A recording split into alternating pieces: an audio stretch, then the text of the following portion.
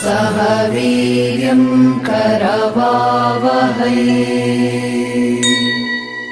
तेजस्विनावधीतमस्तु मा विद्विषावहै।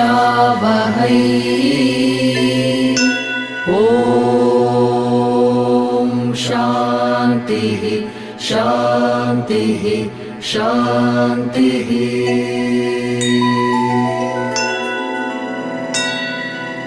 अन्तिमसत्य नमः शिवाय अगणितनामा नमः शिवाय अघनिर्मूला नमः शिवाय अमितानन्दा नमः शिवाय अविनाशाद्या नमः शिवाय आगमविनुता नमः शिवाय आत्मोल्लासा नमः शिवाय आद्यकवीशा नमः शिवाय आपच्छेदा नमः शिवाय आमयभेदा नमः शिवाय आर्तसुबन्धो नमः शिवाय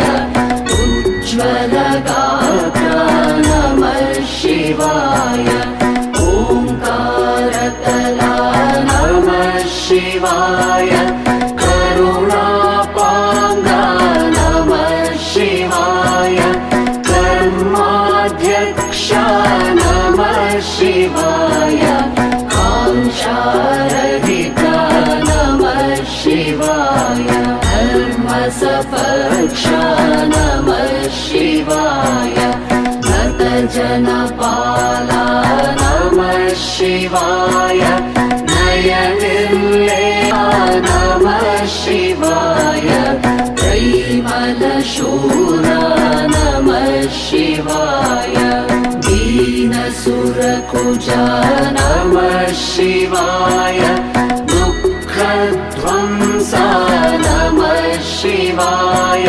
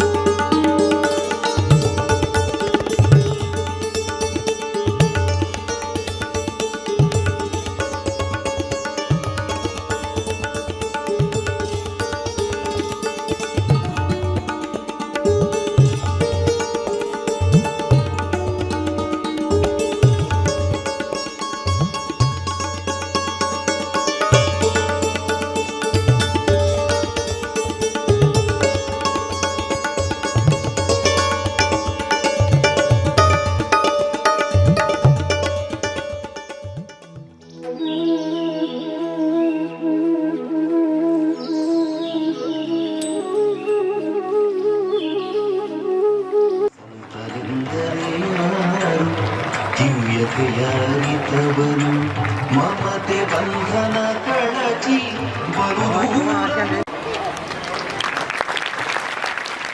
ಆ ಒಂದು ನೆನಪಿಗಾಗಿ ದ್ಯೋತಕವಾಗಿ ನಾವಿವತ್ತು ಈ ಕಾರ್ಯಕ್ರಮವನ್ನ ಈ ಶಾಲೆ ಮತ್ತು ಬಿಜಾಪುರಕ್ಕೆ ಹೋಗಿದ್ದಾಯ್ತು. ಇವತ್ತು ಬಿದ್ದರ್ಗೆ ಗ್ರಾಮ, ವಿಜಯಪುರದಿಂದ ಕಡಂಗಿ ಬಂಧುಗಳು, ಆಮೇಲೆ ವಿಜಯಪುರದಿಂದ ಸಜ್ಜನ್ ಸೌಕರ್ಯರು, ಆಮೇಲೆ ತಿಕೋಟದಿಂದ ಒಂದು ಗ್ರಾಮದಲ್ಲಿ ಜನ್ಮ ತಾಳಿತ್ತು. ಯಾಕಂದ್ರೆ ಇವತ್ತು ಇಡೀ ನಾಡು ಅವರಿಂದ ಬೆಳಗ್ತಾ ಇದೆ. ಜಗತ್ತು ಇವತ್ತು ಜಗತ್ತಿಗೆ ಜ್ಯೋತಿಯನ್ನು ಕೊಟ್ಟಂತವರು ದಿವ್ಯ ಜ್ಞಾನವನ್ನು ಶತಮಾನೋತ್ಸವ ಸಮಾರಂಭವನ್ನ ಆಚರಣೆ ಮಾಡಬೇಕಾಗಿತ್ತು. ಅದು ಮುಖ್ಯವಾಗಿ ನಮ್ಮ ಪಂಡಿತ್ ಚನ್ನಮಣಿ ಅವರು, ಅವರ ಒಂದು ಮಾರ್ಗದರ್ಶನದಲ್ಲಿ ನಾವು ಅಪ್ಪಾಜಿ ಅವ್ರನ್ನ ಹೋಗಿ ಭೇಟಿ ಆದಾಗ ಅವ್ರು ಬಹಳ ಸಂತೋಷದಿಂದ ಒಪ್ಕೊಂಡಿದ್ರು. ತಾವು ಶತಮಾನೋತ್ಸವವನ್ನು ಮಾಡ್ರಿ, ಆ ಶಾಲೆಯ ಶತಮಾನೋತ್ಸವವನ್ನು ಮಾಡ್ರಿ ಅಂತ ಬಹಳ ಸಂತೋಷದಿಂದ ಒಪ್ಪಿಗೆಯನ್ನು ಕೊಟ್ಟಿದ್ರು. ಅದೇ ರೀತಿಯಾಗಿ ನಾವು ಗ್ರಾಮದಿಂದ ಬಹಳಷ್ಟು ಜನ ಎಲ್ಲ ಹಿರಿಯರು ಕೂಡ್ಕೊಂಡು ನೀವು ಹೋಗಿ ಅವ್ರಿಗೆ ಭೇಟಿಯಾಗಿ ಕೇವಲ ಒಂದು ಸಂಚಿಕೆ ಆಗಿರಬಾರ್ದು, ಅದು ಒಂದು ಅಧ್ಯಯನ ಗ್ರಂಥ ಆಗಬೇಕು, ಆ ನಿಟ್ಟಿನಲ್ಲಿ ಅದನ್ನು ತಯಾರಿಸ್ರಿ ಅಂತ ಹೇಳಿದ್ರು. ಆ ಸಂದರ್ಭದಲ್ಲಿ ನಮ್ಮ ಜೊತೆ ನಮ್ಗೆ ದಿವಂಗತ ಸಾಹಿತಿಗಳಾದಂತ ಈಶ್ವರಚಂದ್ರ ನಮ್ಮ ಆಸೆ ಕೈಗೂಡ್ಲಿಲ್ಲ. ಇರ್ಲಿ, ಭಗವಂತನ ವಿಚಾರನೇ ಬೇರೆ ಇತ್ತು. ಇದು ಒಂದಾಯ್ತು. ಇಷ್ಟ ಆದ್ಮೇಲೆ ಇನ್ನು ಬಿದ್ದರ್ಗಿ ಗ್ರಾಮದ ಬಗ್ಗೆ ಅಪ್ಪವ್ರ ಹತ್ರ ನಾವು ಹೋದಾಗ, ವಿಶೇಷವಾಗಿ ನಾವು ಇವತ್ತು ಅಪ್ಪವ್ರ ಸಂಪರ್ಕಕ್ಕೆ ಬಂದಾಗ ಅನೇಕ ವಿಚಾರಗಳನ್ನ ಕೇಳ್ತಾ ಇದ್ರು ಅವರು. ನಿಮ್ಮ ಗ್ರಾಮ ಹೇಗಿದೆ, ಅಲ್ಲಿ ಪ್ರಥಮ ಸ್ಥಾನದಲ್ಲಿ ಬರುವಂತ ಒಂದು ವ್ಯವಸ್ಥೆ ಈಗ ನಿರ್ಮಾಣ ಆಗಿದೆ. ಅಷ್ಟು ಸುಸಜ್ಜಿತವಾದಂತ ಗ್ರಾಮ ಪಂಚಾಯತಿಯನ್ನು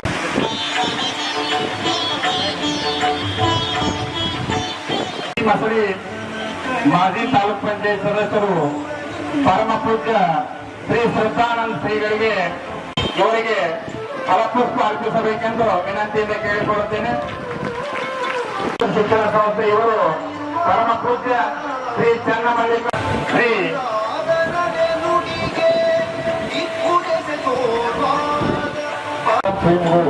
ಇವರಲ್ಲಿ ವಿನಂತಿಯಲ್ಲಿ ಕೇಳಿಕೊಳ್ತಕ್ಕಂಥ ಸನ್ಮಾನ್ಯ ಶ್ರೀ ಎನ್ ಡಿ ಪಾಟೀಲ್ ಸಾಹೇಬರಿಗೆ ಗ್ರಾಮ ಪಂಚಾಯತಿ ಅಧ್ಯಕ್ಷರಾದ ಶ್ರೀ ಸುಭಾಷ್ ಗೌಡ್ ಪಾಟೀಲ್ ಅವರು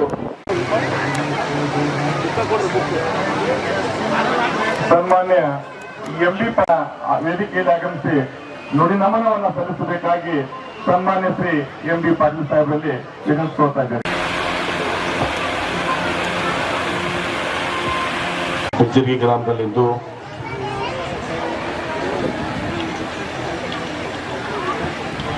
ನಮ್ಮೆಲ್ಲರ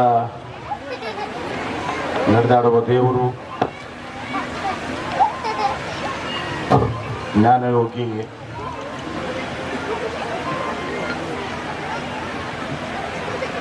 ಈ ವಿಶ್ವ ಕಂಡ ಅತ್ಯಂತ ಶ್ರೇಷ್ಠ ಸಂತರಾದಂಥ ಮತ್ತು ನಮಗೆ ಪರಮ ಪೂಜ್ಯ ಶ್ರೀ ಸಿದ್ದೇಶ್ವರ ಮಹಾಸ್ವಾಮೀಜಿಗಳ ಪಾದಗಳನ್ನ ಭಕ್ತಿ ಮತ್ತು ಶ್ರದ್ಧೆಯ ನಮನಗಳನ್ನು ಸಲ್ಲಿಸಿ ಇಂದು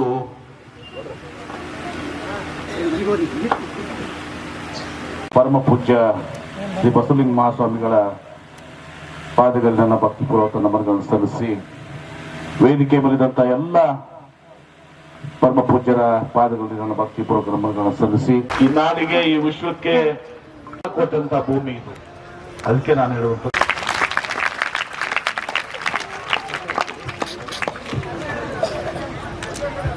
ಇಲ್ಲಿ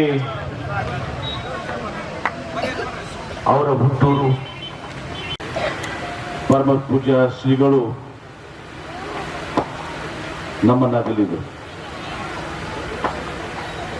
ಅದು ಅವರ ಇಚ್ಛಾ ಮರಣವಾಗಿತ್ತು. ಅವರು ಬಯಸಿದ್ರೆ ಇನ್ನೂ 16 ವರ್ಷ ಹೊತ್ತು ದಿವಸ ಅವರು ಬದುಕಬಹುದಾಗಿತ್ತು. ಆದರೆ ಅವರ ಒಂದು ದೃಢ ನಿರ್ಧಾರ, ನಾನು ಯಾವುದನ್ನು ಕೂಡ ವೈದ್ಯಕೀಯ ವಿಶೇಷವಾಗಿ ಆಲೋಪತಿಕ ಟ್ರೀಟ್ಮೆಂಟ್ ಏನಿದೆ ಅದನ್ನು ತೆಗೆದುಕೊಳ್ಬಾರ್ದು ಅಂತ ಹೇಳಿ ಇದ್ರೆ ವಿಶ್ವದ ಅತ್ಯಂತ ಶ್ರೇಷ್ಠ ತಜ್ಞರಿಂದ ಅವರಿಗೆ ಡಾಕ್ಟರ್ಗಳಿಂದ ಅವ್ರಿಗೆ ಟ್ರೀಟ್ಮೆಂಟ್ ಕೊಡ್ಲಿಕ್ಕೆ ಎಲ್ಲರೂ ಕೊಡ್ತಾ ಇದ್ರು. ನಾವಿದ್ವಿ, ಪ್ರಭಾಕರ್ ಕೋಡೆ ಇದ್ರು, ಕನೇರಿ ಶ್ರೀಗಳಿದ್ರು, ಇನ್ನೂ ಅನೇಕರು ವಿಶ್ವ ಪ್ರಸಿದ್ಧಂತಹ ವೈದ್ಯಕೀಯ ತಂಡ, ವೈದ್ಯಕೀಯ ಆಸ್ಪತ್ರೆಗಳು ಇವತ್ತು ಆ ಒಂದು ಸೌಲಭ್ಯ ಅವರಿಗೆ ಒದಗಿಸ್ಲಿಕ್ಕೆ ಎಲ್ಲರೂ ಕೂಡ ತಯಾರ. ಅದರ ಶ್ರೀಗಳು ಯಾವುದು ನಮ್ಗೆ ಬೇಡ ಅಂತ ನನ್ನ ನೆನಪಿದೆ. ನನ್ನ ಮೇಲೆ ನನ್ನ ತಂದೆಯವ್ರ ಮೇಲೂ ಕೂಡ ಅಷ್ಟೊಂದು ಪ್ರೀತಿ ವಿಶ್ವಾಸವನ್ನು ಹೊಂದಿದ್ರು. ನಮ್ಮ ತಂದೆಯವರು ಲಿಂಗೈಕ್ಯರಾದಾಗ ಇಲ್ಲಿವರೆಗೆ ನಾನು ಹೇಳಿರಲಿಲ್ಲ, ಇವತ್ತು ಹೇಳಬೇಕಾದಂತ ಅನಿವಾರ್ಯ ಪರಿಸ್ಥಿತಿ ಇದೆ. ಅವಾಗ ಬಹುಶಃ ಅವರು ಎಂದೂ ಕೂಡ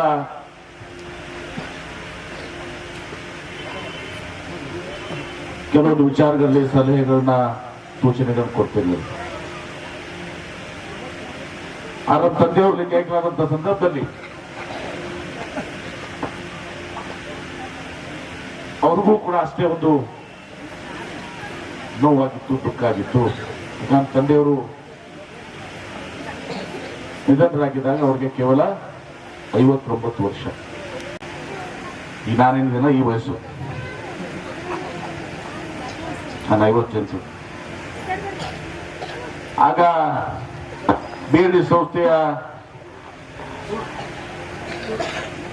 ನಾನು ಪ್ರಧಾನ ಕಾರ್ಯದರ್ಶಿ ಆಗ್ಬೇಕಾಗಿದ್ರೆ ಅವರೆಲ್ಲರ ಮುಂದೆ ಒಂದು ಮಾತನ್ನು ಹೇಳಿದ್ರಿಲ್ಲ, BM ಪಾಟೀಲ್ರು ಇವತ್ತು ಅಕಾಲಿಕ ನಿಧನ ಹೊಂದಿದ್ದಾರೆ, ಅವ್ರ ಕುಟುಂಬ ವರ್ಗಕ್ಕೆ ಒಂದು ಸಭೆ ಸಲ್ಲಬೇಕು ಅಂತ ಹೇಳಿ. ಇದು ಬಹುಶಃ ತಮ್ಮ ಗೊತ್ತಿದೆ ನಿಮ್ಗೆ, ನಾನು ಹೇಳ್ಬೇಕಾಗಿರುವಂತ ಅವಶ್ಯಕತೆ ಇಲ್ಲ. ಬಾಲ್ಯದಲ್ಲೇ ಒಂದು ಸಹ ಒಂದು ಪ್ರತಿಭೆ, ಆ ಒಂದು ದಿವ್ಯ ಶಕ್ತಿ ಅವರಲ್ಲಿತ್ತು. ನಾವು ತಿಳ್ಕೊಂಡಾಗ, ಕೇಳಿದಾಗ, ಓದಿದಾಗ ತಿಳಿದು ಬರ್ತದೆ. ಅವಾಗನೇ ಅವರು ಧ್ಯಾನ ಇದ್ರ ಬಗ್ಗೆ ಆಸಕ್ತಿ ಹೊಂದಿದ್ದಂಥದ್ದು. ಅದನ್ನು ತಿಳ್ಕೊಂಡೇ ಅವರ ತಾಯಿ ಮಲ್ಲಿಕಾರ್ಜುನಪ್ಪಗಳು 80 ವರ್ಷ ಬಿಟ್ಟಿದ್ದಾರೆ. 82 ಪೂರ್ತಿ 83. ಅವ್ರಿಗಿಂತ ನನಗೆ 80 ವರ್ಷನೇ ನಮ್ದು ಇದು ಇತ್ತು. ಅವ್ರಿಗಿಂತ 2-3 ವರ್ಷ ಬರ್ತಿಲ್ಲ. ಅದಕ್ಕಿಂತ 2-3 ವರ್ಷ ಹೆಚ್ಚಿಗೆ ನಾನು ಬರ್ತಿದ್ದೀನಿ ಅಂತ. ನನಗೂ ಸ್ವಲ್ಪ ಅವ್ರ ಜೊತೆ ಹಕ್ಕಿತ್ತು, ಸಲಿಗೆನೂ ಕೂಡ ಇತ್ತು. ನಾವು ಅವಾಗ ಅವ್ರಿಗೆ ಹೋಗಿ ನಮ್ಮ ಸ್ವಭಾವ ಒಂದು ಸ್ವಲ್ಪ ಹಿಂಗ್ ಅಂತ ಹೇಳ್ಕೊಳ್ತಿತ್ತು. ಅವರು ನಿರ್ಣಯನ ತೆಗೆದುಕೊಂಡ್ಬಿಟ್ಟಿದ್ರು, ನಾನು ಈ ಲೋಕವನ್ನು ತ್ಯಜಿಸಬೇಕು.